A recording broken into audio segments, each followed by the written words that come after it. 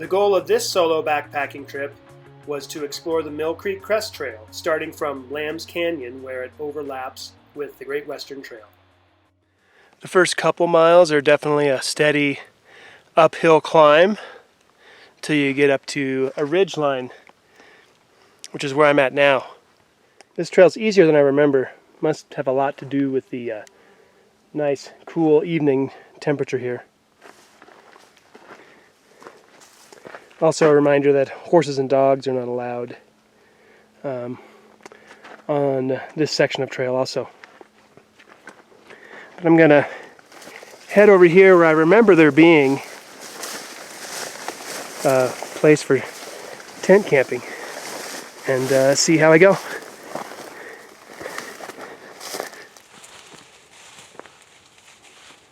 Hey, big boy.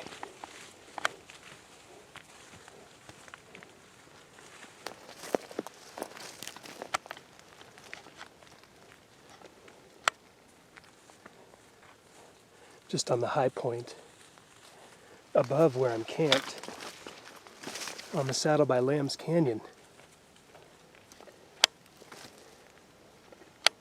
There comes a big old bull moose.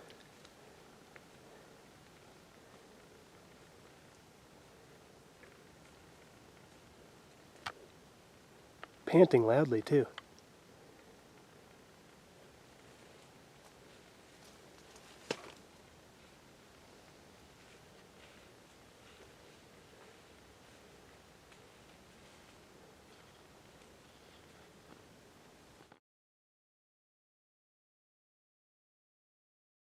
Quite a view of the ridgeline from up here, as well as a sunset off in the distance, setting over the other side of the Great Salt Lake at this point.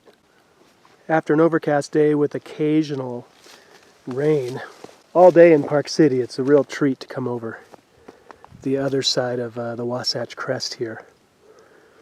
Up the Great Western Trail once again from the Lambs Canyon trailhead, and getting onto the cusp of Mill Creek Canyon. Today's August 8th, 2019, and I was treated to a fairly wind-free night last night up on the ridge there above Lambs Canyon and Mill Creek Canyon. I was surprised at just how busy it was. Even after dark, people hiking in and hanging out for a while near that ridgeline. Yeah, definitely the busiest segment of the Great Western Trail that I've seen so far. Certainly the Wasatch Crest is busy too, especially for bikes. But yeah, quite a departure from other sections of the Great Western Trail that I've been hiking. Before I get on up to the Mill Creek Crest Trail, this route that I'm on will dip down towards the bottom of Mill Creek Canyon, close to a water source, and then climb back up to get to another junction where I have the option to add on a side trip to Mount Ayr, or maybe just continue along the Mill Creek Crest Trail. And I remember this spot right here where I'm at as where I saw a garter snake a few years back when I was out for a day hike. So I'll be on the ridge line a little bit longer here before losing some elevation, filtering some water, and then gaining it back to get up to the Mill Creek Crest Trail.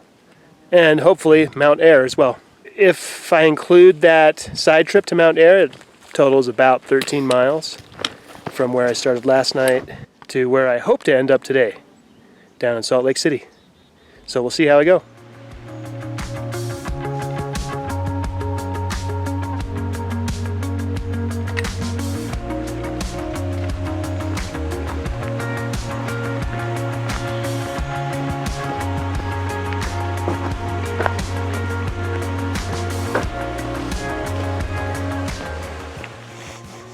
Once I got up on the saddle near Mount Ayr, I decided that I'd save the trip to Mount Ayr for another day, and instead started climbing up the ridge going westbound.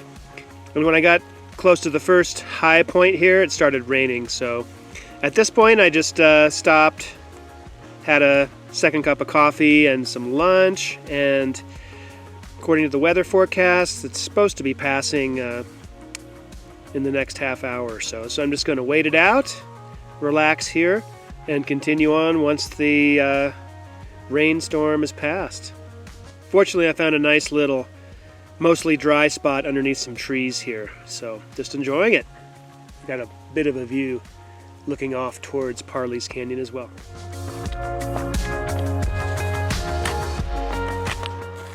I ended up having to bail on the Mill Creek Crest Trail, or route.